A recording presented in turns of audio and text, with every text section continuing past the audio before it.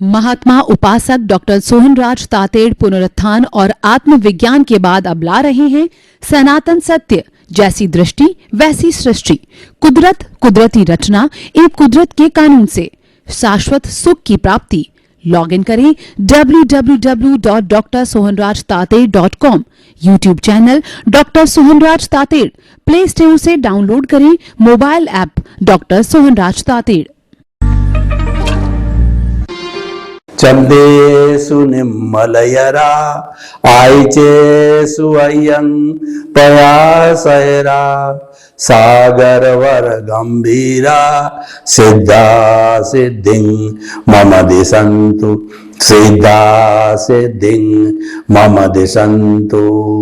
हे मेरे भीतर विराजमान शुद्ध आत्मा भगवान, आप अनंत ज्ञान, अनंत दर्शन, अनंत शक्ति और अनंत सुख का धाम हो। आप रिद्धि सिद्धि प्रदाता हो। आप सागर के समान गहरे और हिमालय के समान विशाल हो। आप मुक्ति प्रदाता हो। मुझे मुक्ति प्रदान करो, मुझे आशीर्वाद दो, मुझे जागृति और शक्ति दो। भाइयों बहनों, मातृशक्ति को नमन। आज का हमारा बहुत सुंदर विषय दृश्य अदृश्य की भेद रेखा। दृश्य मतलब दिखाई देता है। खुली आंख से हम जितनी दूर तक देख सकते हैं वो सारा दृश्य कहलाता है और ये अष्टस्पर्शी होता है। पुद्गल का धर्म होता है चतुस्पर्शी और अष्टस्पर्शी। जो चतुस्पर्शी होता है वो आंखों से दिखाई नहीं देता है, अष्टस्पर्शी ही दिखाई देता है। जैसे कि हमारा कर्म शरीर, कार्मण शरीर, हमारी अज्ञानता, कॉजल बॉडी वह चतुस्पर्शी होता है। जो 8 तरह के कर्म होते हैं, ज्ञानावर्णीय, दर्शनावर्णीय, वेदनीय, मौनीय, आयुष्य, नाम, गोत्र, अंतराय, ये 8 तरह के कर्म हैं। ये चतुस्पर्शी है। ये आंखों से दिखाई नहीं देते, वैज्ञानिक किसी भी दूरबीन से दिखाई नहीं देते हैं।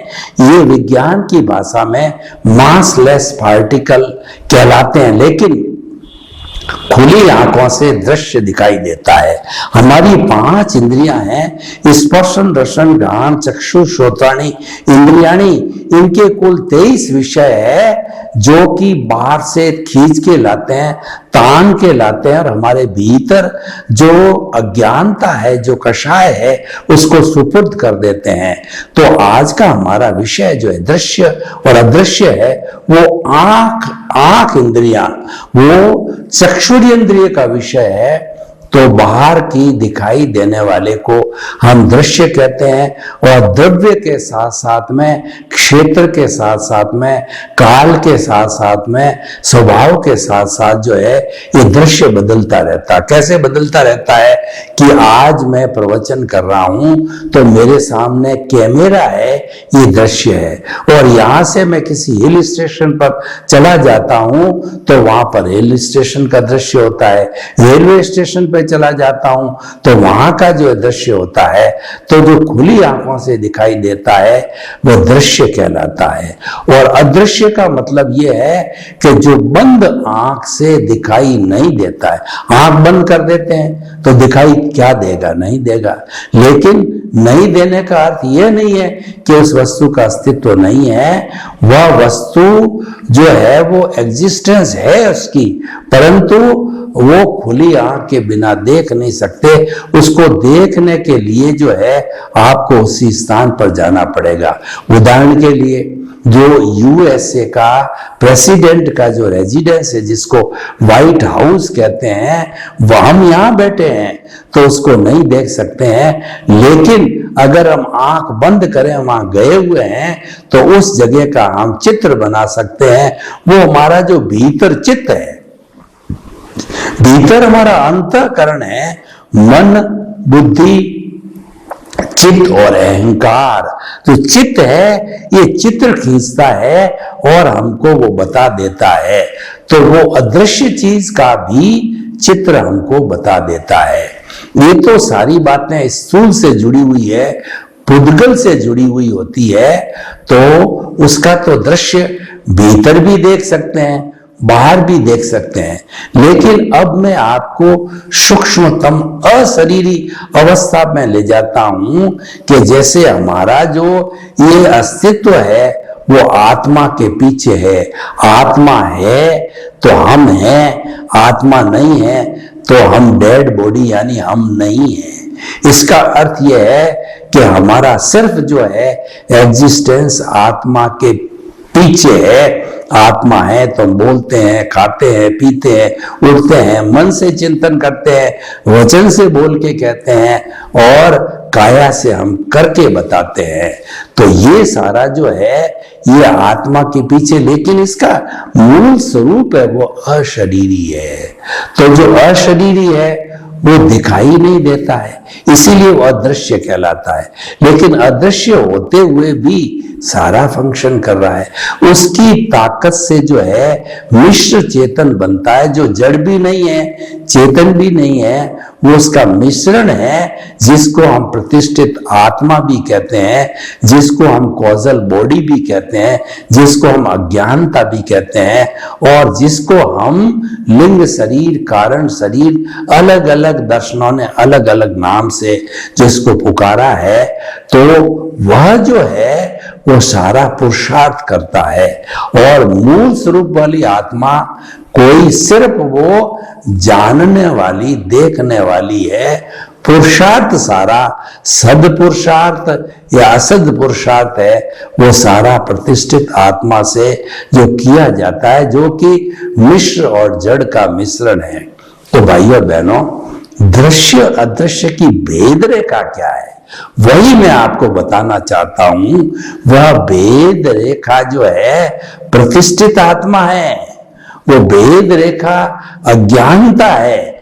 अगर उस भेद रेखा वाली अज्ञानता को प्रतिष्ठित आत्मा को आंख खोल के काम में लो तो सामने वाला दृश्य दिखाई देगा, और आंख बंद करके आप स्वर्ण खाली स्मरण करो यानी दृष्टि विज्ञान करो, आप ज्ञाता दृष्टा बने रहो, आप भेद विज्ञान करो यानी अनुभव।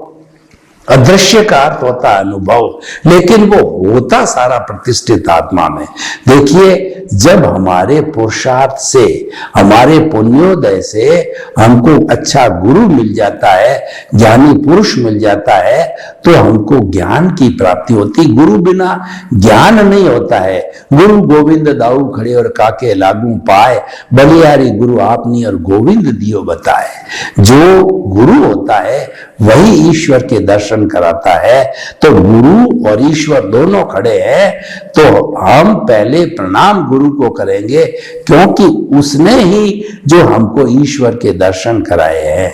तो भाइयों और बहनों, जो ये सारा जो कुछ होता है ये प्रतिष्ठित आत्मा से होता है। ज्ञान लेने के बाद के अंदर भी जब हमारे मूल स्वरूप की जो आत्मा है उसमें से जो है उसकी एक भाव सत्ता बाहर निकलती है, जिसको हम प्रज्ञा कहते हैं। और जब तक ज्ञान नहीं लिया जाता है तब तक वह जीव अज्ञा के संसार में आता है, यानी वह बहिरात्मा होता है, वो स्वार्थ की चेतना होता है। तो एक अज्ञानी, दूसरा ज्ञानी और तीसरा विज्ञानी, ये जो है भेद रेखा होगी दृश्य की और अदृश्य की। अदृश्य से हमको क्या मिलता है? ज्ञान मिलता है। और अदृश्य से जो है हमको मुक्ति मिलती है, जिसको हम विज्ञानी कहते हैं। हम परमात्मा बन जाते हैं, उसका नाम विज्ञानी। तो बड़ा विषय आज का बहुत इंटरेस्टिंग हो गया है, और ये संतुलन का विषय है। जो व्यक्ति दृश्य और अदृश्य की भेद रेखा जान जाता है, वह वर्तमान का जो उसका खुली आंखों का जीवन है, जिसको हम व्यवहार जगत कहते हैं, उसमें बड़े आनंद से रहता है। और अदृश्य का जगत होता है, जो अध्यात्म का जगत होता है, जो प्रज्ञा का जगत होता है, जो कि हमारी मूल स्वरूप की आत्मा का जगत होता है, तो उसकी भी नींव लग जाती है। उसकी नींव लगने का अर्थ होता है कि हमें शाश्वत सुख की नींव अनुभूति प्रारंभ हो जाती है। देखिए, जीवन में सबसे बड़ा जो है महत्व अनुभव का है। जो पढ़ करके, सुन करके, बोल करके बताया जाता है वह सारा पुस्तकीय ज्ञान है, और जो अनुभव के आधार पर बताया जाता है, बिना कुछ भी सोचे, बिना किसी पुस्तक को पढ़े, और अपने भीतर से जो ज्ञान का अजस्र स्रोत, ज्ञान का अजस्र स्रोत कहाँ है? वो हमारे भीतर विराजमान प्रभु के पास में, क्योंकि वो अनंत ज्ञान वाला है। उसके पास में ज्ञान की कोई सीमा नहीं है, अनंत दर्शन वाला है, यानी श्रद्धा और सबूरी वाला है वह। उस पे विश्वास करो तो मुक्ति को जा सकते हो, और विश्वास नहीं करो तो भव भ्रमण करते आए हो, करते रहोगे। आप ये कह दो मुझे आत्मा से क्या लेना देना है, मैं तो मजे में हूं, मैं तो इंद्रिय सुख है, खाता हूं, पीता हूं, मौज है, मजा है, मस्ती है, घर है, परिवार है, धन है, दौलत है, eat drink and B Mary. तो ऐसे लोगों को जो केवल दृश्य जगत में जीते हैं, जो केवल व्यवहार जगत में जीते हैं, हम उनको बताना चाहते हैं कि आपके सुख आता है जब तो सब बातें ठीक है, और कभी आपके दुख आए तो दुख आने का क्या मतलब? आपका प्रिय व्यक्ति, आपकी पत्नी, आपका बेटा, आपका पोता, जिसको आप बहुत प्यार करते हो, वह चला जाए तो आपकी क्या स्थिति होगी? आप जो है बिजनेसमैन हो, बड़ा घाटा लग जावे तो क्या होगा? आपको ऐसी बीमारी आ जावे, भगवान करे नहीं आवे, लेकिन असाध्य बीमारी आ जावे, कैंसर इत्यादि इत्यादि, तो फिर आपकी वो हंसी खुशी, आपका आनंद, आपका अहंकार कहाँ जाएगा? आप इतने रसातल में चले जाओगे, आप इतने डिप्रेशन में चले जाओगे कि आपको कोई संभालने वाला नहीं। तो हम क्या कहते हैं, कहना चाहते हैं कि आप दृश्य और अदृश्य की भेद रेखा करो, आप दोनों जगत को साथ लेके चलो, आप दोनों जगत में सामंजस्य को अतिरेक मत करो, ये अहंकार मत करो कि आज मेरी स्थिति है तो मौज मजा के अंदर और मैं जिंदगी भर ऐसा चलता रहूंगा। नहीं होता है। सुख और दुख है, ये अवस्थाएं हैं, ये काल्पनिक अवस्थाएं हैं, ये आती रहती है, जाती रहती है। तभी हमारा जो सनातन सत्य कार्यक्रम जो हम आपको दे रहे हैं, उसका आधार है कुदरत, कुदरती रचना और कुदरत के कानून का आधार है। और हमारा मेथोडोलॉजी क्या है कि आपकी जो रॉन्ग बिलीफ है, आपकी जो भ्रांति है, आपकी जो मिसअंडरस्टैंडिंग है, वह हम समाप्त करके आपको राइट विजन देते हैं, आपको दृष्टि विज्ञान देते हैं, आर्ट ऑफ द विजन देते हैं, और सही रास्ते पर बताते हैं। आपको सही रास्ता क्या है? भेद और अभेद की जो है भेद रेखा को समझना, संतुलन बिठाना है, ये राइट विजन है, सही दृष्टि, सही सोच है, वो हम आपको देते हैं। उसको देने के लिए जैसा मैंने अभी बताया कि आपके अज्ञान पे हम कुठाराघात करते हैं, वास्तव के अंदर आपको भेद रेखा जानने के लिए, आपको शाश्वत सुख प्राप्त करने के लिए अज्ञान को धीरे धीरे मिटाना पड़ेगा। अज्ञान का नाश ही वास्तव में सच्चा त्याग है, और आत्मज्ञान ही सच्चा ज्ञान है, शेष सब अज्ञान है। जितना भी दुनिया में हम करते हैं, कमाते हैं, बड़े बनते हैं, इंजीनियर, डॉक्टर, चार्टर्ड अकाउंटेंट, बंगला और धन संपत्ति और हमारा पद प्रतिष्ठा, हमारे रिश्ते नाते हैं, ये सब जो हमारा व्यवहार जगत में चलता है, इसको हम रिलेटिव पुरुषार्थ कहते हैं। क्योंकि लोग कहते हैं कि देखो मैं मेरे बलबूते पर करोड़पति बना, मैंने मेरे बलबूते के ऊपर जो है वो ये मकान बनाया, मैं तो सेल्फ मेड हूं, मैंने कितनी कितनी समृद्धि पैदा कर दी है। वो कर्ता भाव लाता है, और कर्ता भाव जो है वही कर्म बंधन का कारण है, और उसको ये भ्रम है, वह मन वचन काया को स्वयं मानता है और मन वचन काया कोई अपना संचालक मानता है। यानी कर्ता भाव, मालिकीपन, डूअरशिप और ऑनरशिप का वो मालिक है जब ऐसी बात करता है। लेकिन वास्तव के अंदर जब वो समय बदलता है और दुख की स्थिति आती है तब वो सब भूल जाता है। कबीरदास जी ने बहुत सुंदर कहा है कि दुख में सुमिरन सब करे और सुख में करे ना कोई। जो सुख में सुमिरन करे तो दुख काहे का हो। जब आपके अच्छे दिन हैं आप प्रभु भक्ति करो, ईश्वर प्राणी ध्यान करो, अपने आप को अकर्ता समझो, आप कुदरती रिश्ता, कुदरत के कानून को आप मानो, आप सनातन सत्य को देखो। What is the ultimate reality of the universe है उसकी जानकारी करो। आप जो है आर्ट ऑफ विजन को समझो, सही दृष्टि सही सोच प्राप्त करो तो आपको कभी दुख आएगा ही नहीं। क्योंकि दुख जो और सुख है ये काल्पनिक, इसकी कोई एग्जिस्टेंस नहीं है। सुख का स्रोत तो भीतर है और वो कब प्राप्त होगा, जब भेद और अभेद की भेद रेखा को जानेंगे, जब हम अपना जो व्यवहार जगत और निश्चय जगत का सामंजस्य करेंगे, जब हम प्रभु के साम्राज्य में जाएंगे। क्योंकि सुख का स्रोत तो हमारी आत्मा में है, वहां आनंद का जरिया बहता है, वहां कभी दुख आता ही नहीं है। स्थायी सुख होता है और उसी की हम नींव लगाते हैं कि शाश्वत सुख की प्राप्ति हो जावे, मुक्ति की प्राप्ति हो जावे, free from the bondage, salvation और इमांसिपेशन की जो है हम नींव लगाते हैं सनातन सत्य कार्यक्रम के द्वारा। और ऐसे ऐसे विषयों के ऊपर जो है हम आपको संतुलित करके, आपका सामंजस्य बिठा करके, आपकी भेद रेखा करके, और हम भेद विज्ञान पैदा करते हैं। हमारे सनातन सत्य का सूत्र है भेद विज्ञान। भेद विज्ञान का मतलब जुदापन की जागृति।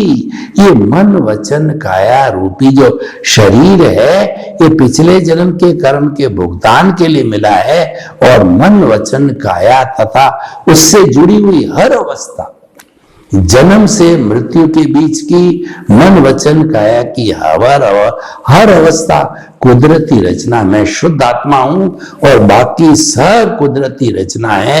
इस सिद्धांत के ऊपर हम सनातन सत्य चलाते हैं। जब हम ऐसा मानते हैं तो हम एकदम जो है वो मालिकी भाव और डूअरशिप समाप्त हो जाती है। हम निमित्त बन जाते हैं और दुनिया के समझ जीवों को निमित्त, निर्दोष, अकर्ता और शुद्ध आत्मा देखने लग जाते हैं। यानी हम अकर्ता पद पर आते हैं। हम जो है वो गीता की भाषा के अंदर निष्काम कर्म की थ्योरी पर आ जाते हैं। यानी हमारी सीट चेंज हो जाती है, हमें अंतरात्मा पद मिल जाता है। हम जो है वह जो कुछ भी भुगतान चल रहा है उसके ज्ञाता दृष्टा बनते हैं, उसको जानने वाले देखने वाले बन जाते हैं कि सोहन राज रूपी पुतला जो है यह मन वचन काया की जो प्रवृत्ति कर रहा है वो मात्र मैं देखता हूं, जानता हूं, उसके साथ तन्मयाकार नहीं होता हूं, क्योंकि ये तो उसका हिसाब है जो पिछले जन्म में जो मन वचन काया की बैटरियों के रूप में कहिए या जो फिल्म के रूप में कहिए, स्क्रिप्ट के रूप में कहिए, वो तो लेके आया है और वो फिल्म जो है चल रही है, मैं उसके साथ तन्मयाकार नहीं होता हूं। तो हमारा जो एक सूत्र बन गया कि मन वचन काया से मुक्त। जब आपकी सांस चले तो बोलो, सांस जब ली जाए तो पेट फूलना चाहिए, सांस जब निकाली जाए तो पेट सिकुड़ना चाहिए। जब सांस ली जाती है तो बोलिए कि मन वचन काया से मुक्त, और जब श्वास निकलती है यानी आप रेचक करते हो मैं शुद्ध आत्मा हूं, मन वचन काया से मुक्त, ऐसा मैं शुद्ध आत्मा हूं। मन वचन काया से मुक्त, ऐसा मैं शुद्ध आत्मा हूं। मन वचन काया से मुक्त, ऐसा मैं शुद्ध आत्मा हूं। मन वचन काया से मुक्त, ऐसा मैं शुद्ध आत्मा हूं। 24 घंटे जीवन भर जो है आप यही बात जो है वो मानसिक रूप से चिंतन करो, या भीतर कोई टेप रिकॉर्ड अपने आप बजता रहे, आपकी आपसे वार्ता होती रहे, तो आपका जो कर्म शरीर है, अज्ञानता है, वो बर्फ की सीला की तरह धीरे धीरे ऑटोमेटिक पिघलती रहेगी, और ऐसे भीतर भाव चलेंगे। तो इन भावों से जो है, इनको हम शुद्ध भाव कहते हैं, और इन शुद्ध भावों से अगर कोई भी पुण्य का बंध होता है, वो मोक्ष के लायक और सहायक पुण्य होगा, जो आपको मोक्ष में ले जाएगा, जो कि आपको प्रज्ञा से जोड़े रखेगा। ऐसा चिंतन कौन करता है? ऐसा चिंतन प्रज्ञा करती है। और क्योंकि प्रज्ञा जो है मोक्ष की जो प्रतिनिधि होती है, और अज्ञा का हमने जो है साथ छोड़ दिया, अज्ञा और बुद्धि का साथ छोड़ दिया। बुद्धि बहन को हमने कह दिया कि बुद्धि आप अपने पीहर चली जाओ, और जब तक मैं नहीं बुलाऊं तब तक मत आना, और प्रज्ञा बहन से संपर्क जोड़ दिया, और हमारा जो ये लगातार सतत जो है हमारी माला कहिए, और सतत जागृति कहिए, और सतत कहना चाहिए हमारी ये स्मृति कहिए, ये चलती रहेगी। ये क्या है? ये दृश्य और अदृश्य की भेद रेखा है। इस भेद रेखा को प्राप्त करना है, और यही हमारा दृष्टि विज्ञान है, यही जुदापन की जागृति। प्रकृति और पुरुष को अलग रखना है, सनातन सत्य का उद्देश्य है। और पुरुष और प्रकृति अलग रहेंगे तो आप जल्दी से जल्दी मुक्ति को जाएंगे, आप विदेह बन जाओगे। जो राजा जनक थे वो विदेह क्यों कहलाते हैं? उन्होंने प्रकृति और पुरुष को हमेशा अलग रखा। पुरुष का अर्थ होता है ज्ञानवान। तुम पुरुष बन गए हो तो पुरुषार्थ करो। पुरुषार्थ करने का अर्थ क्या है? अपने स्वरूप का एहसास करो, अपने स्वरूप का अनुभव करो। जो ज्ञान में हमको 2% अनुभव बड़ा मिला है और 15% जागृति मिली है, 100% प्रीति थी हमको करा दी गई है कि तुम मन वचन काया से मुक्त ऐसे शुद्ध आत्मा हो। और ये जागृति बार बार चलती रहती है। ये लॉ है, ये लॉ जो है लगातार जलती रहेगी।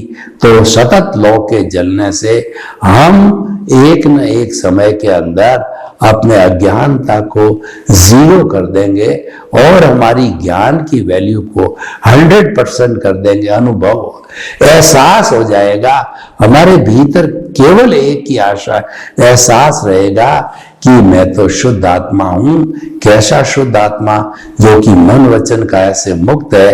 मन वचन काया प्रतिष्ठित आत्मा है। और जब ये चरम सीमा पर जागृति रहेगी और जागृति के प्रभाव से बैरोमीटर के अंदर पारा जो है ऊपर चढ़ते चढ़ते जब हमारा अनुभव भी 100% पे आ जाएगा और वह अनुभव और वह जागृति वह हमारे भीतर अगर अंतर मुहूर्त तक लगातार टिकी रहती है 48 मिनट्स के ऊपर, तो ये शुभ संकेत है।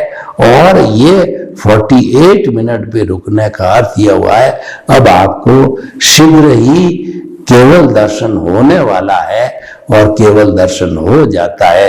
और केवल दर्शन होने का अर्थ यह है कि नेक्स्ट बर्थ के अंदर अब आपको कोई पुरुषार्थ नहीं करना है, क्योंकि एंड ऑफ द पुरुषार्थ इज इक्वल टू केवल दर्शन। और अगला जन्म है वो मात्र जो है परिणाम है, मात्र भुगतान का जन्म है।